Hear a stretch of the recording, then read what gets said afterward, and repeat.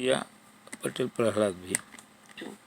ઘણા લોકોની કમ્પ્લેન હોય છે કે હલવો જલ્દી સુકાતો નથી અને એકદમ ઢીલો પણ બને છે. તો આજે આપણે જે આઈસ હલવો બનાવીશું તે ફક્ત 5 જ કલાકમાં સુકાઈ જશે, સરસ રીતે બાઇન્ડ થશે અને એકદમ સોફ્ટ પણ બનશે. હલવો બનાવતી વખતે થોડીક જ નાની નાની બાબતોનું જો તમે ધ્યાન રાખશો તો માર્કેટ જેવો જ સરસ હલવો તમે ઘરે પણ બનાવી શકશો. આઈસ હલવો બનાવવા માટે આ એક જ કપથી માપીને આપણે દરેક વસ્તુ લઈશું. તો 1 કપ જેટલો મેં મેંદો લીધો છે. મેંદાને અહીં મેં ચાળીને લીધો છે. 1 કપ મેંદા સાથે આપણે 1.5 કપ જેટલી ખાંડ લઈશું. હલવો અહીંયા એકદમ મીડિયમ સ્વીટ બનશે.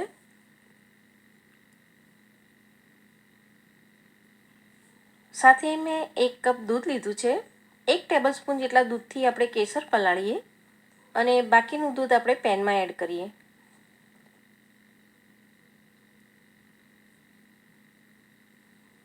અને 1 કપ ચોખ્ખું ઘી લીધું છે. ઘીને અહીં મેં ગરમ કરીને પછી માપીને લીધું છે. તેને પણ પેનમાં એડ કરીએ. તો અહીં તમારે ઘી, મેંદો અને દૂધ એ ત્રણેય વસ્તુનું પ્રપોર્શન 1 કપ રાખવાનું છે અને ખાંડ આપણે 1.5 કપ લેવાની છે. હવે શું કરવાનું છે કે આ મિશ્રણને આપણે સરસ રીતે મિક્સ કરી લઈએ. અહીં અંદર જે ખાંડ મિક્સ કરી છે તે બરફર ઓગળી જાય પછી જ આ મિશ્રણને આપણે ગેસ પર મૂકીશું. ત્યાં સુધી આપણે સતત હલાવતા રહીશું. તો આ રીતે મિશ્રણને ગેસ પર લીધા પહેલાં જ તમે સરસ રીતે બધું મિક્સ કરી લેશો અને ખાંડ પણ ઓગાળી લેશો તો હલવાનું ટેક્સચર ખૂબ જ સરસ તૈયાર થશે અને એને બનાવવામાં પણ તમને ખાસ તકલીફ નહીં પડે. તો આપણે જોઈ રહ્યા છીએ કે ખાંડ ઓગળી ગઈ છે અને આ બધું સરસ રીતે એકરસ થઈ ગયું છે. તો હવે આપણે તેને ગેસ પર લઈ લઈએ. શરૂઆતમાં ગેસની ફ્લેમને આપણે 3-4 મિનિટ માટે મીડિયમ ટુ હાઈ રાખીશું. હજી આ મિશ્રણ ગેસ પર ચડાવ્યા પછી થોડું ઢીલું બનશે અને પછી એને બાઇન્ડ થવાની શરૂઆત થાય એટલે તરત જ આપણે ગેસની ફ્લેમને મીડિયમ કરી લઈશું.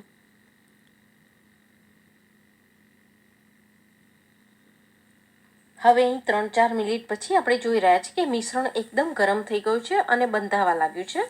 તો આ રીતે એમાં બબલ્સ આવવા લાગે એટલે તરત જ ગેસની ફ્લેમને આપણે હવે સ્લો કરી દેવાની છે અને હવે પછીની આખી પ્રોસેસ આપણે મીડિયમ ટુ સ્લો ફ્લેમ પર જ કરીશું.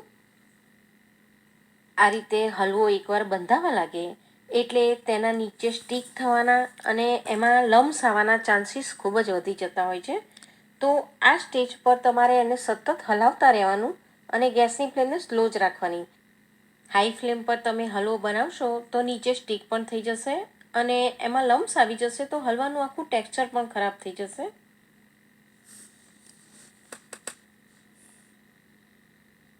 હલવો આ રીતે થોડું બંધાઈ જાય પછી આપણે જે કેસરવાળું દૂધ બનાવીને રાખ્યું છે તેને આ હલવામાં મિક્સ કરીએ. હલવાને અહીં તમારે થોડું વધારે ડાર્ક કરવું હોય તો 1 પિંચ જેટલી હળદર પણ સાથે મિક્સ કરી દો. હળદરનો ટેસ્ટ બિલકુલ નહીં આવે હલવામાં અને એનો કલર થોડો ડાર્ક પણ બની જશે. માર્કેટમાંથી જે બોમ્બે આઈસ હલવો લાવીએ છીએ તે મેંદામાંથી જ બનાવેલો હોય છે અને જો સૂજીની બદલે મેંદામાંથી બનાવશો તો એનું રિઝલ્ટ ખૂબ જ સારું મળતું હોય છે.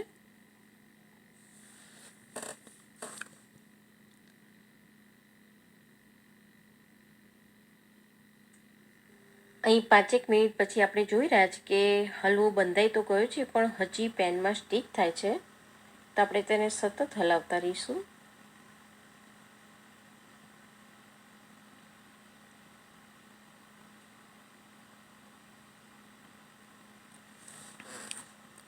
તમારી પાસે આવી નોનસ્ટિક પોળી પેન હોય તો હલવો તમે એમ જ બનાવજો. હલવો બનાવવામાં ખૂબ જ સરળતા રહે છે.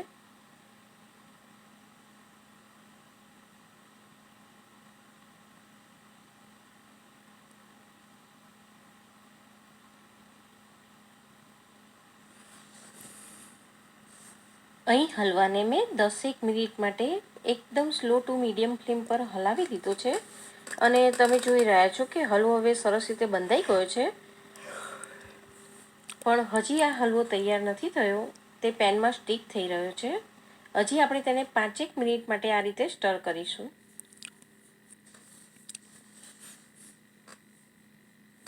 આ હલવો મીડિયમ ફ્લેમ પર બનાવતા લગભગ 15-1 મિનિટ જેટલો સમય લાગે છે. 10 મિનિટ માટે મેં એને હલાવી લીધો છે. હજી આપણે 5 મિનિટ માટે સતત તેને હલાવતા રહીશું.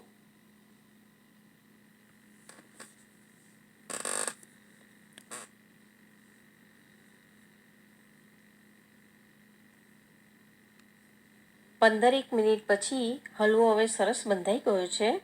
એની એક નિશાની છે કે સ્પેચ્યુલા ફેરવશો તો આ રીતે હલવાનો એકદમ ગોળો બનશે અને નીચેની પેન તમને એકદમ ક્લિયર દેખાશે. બિલકુલ હલવો પેનમાં સ્ટીક નહીં થાય. તો આ સ્ટેજ પર હવે આપણે ગેસ બંધ કરી દઈએ અને હલવો સહેજ ઠંડો પડે પછી આપણે તેને વણી લઈશું.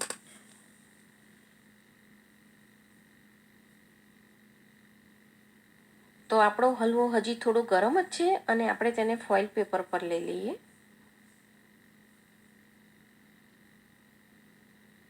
સૌથી પહેલાં ફોઇલ પેપરને ઘીથી ગ્રીસ કરી લઈએ.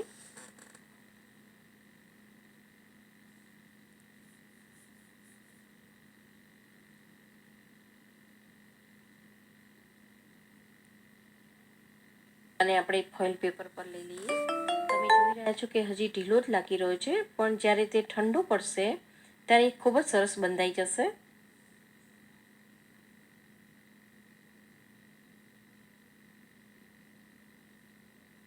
હાથને ઘીથી ગ્રીસ કરી અને થોડું હલવાને હાથથી જ આપણે આ રીતે થપથપાઈને પોળો કરી લઈએ.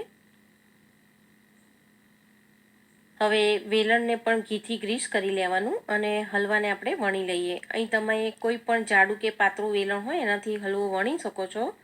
ફક્ત તમારે બધેથી એક સરખો વણાય એનું ધ્યાન રાખવાનું છે અને ગરમ ગરમ હોય ત્યારે જ તેને સરસ રીતે વણી લેવાનું છે.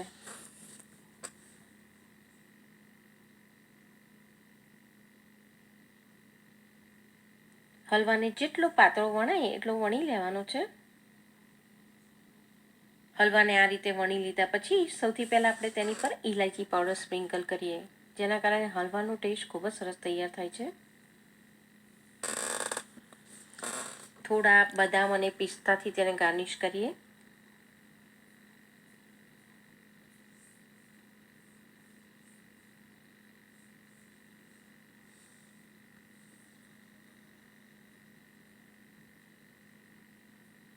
બદામ અને પિસ્તા હલવા પર સરસ રીતે સ્ટીક થઈ જાય એટલા માટે બટર પેપર લગાવીને હલવાને ફરી એકવાર વણી લઈએ.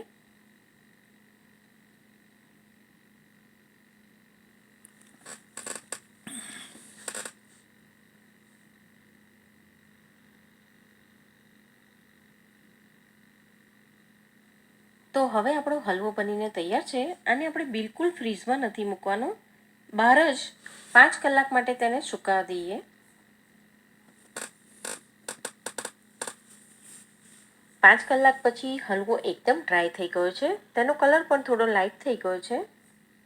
હવે એનો અનઇવન ભાગ છે તેને કટ કરીને એક સરખો કરી લઈએ.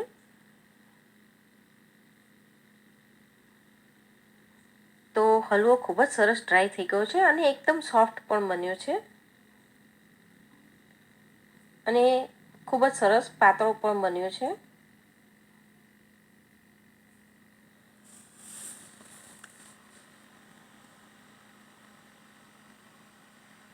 પીઝા કટરની મદદથી માર્કેટમાં જે સાઇઝનો હલવો તૈયાર મળે છે તે જ રીતે આપણે કટ કરી લઈએ.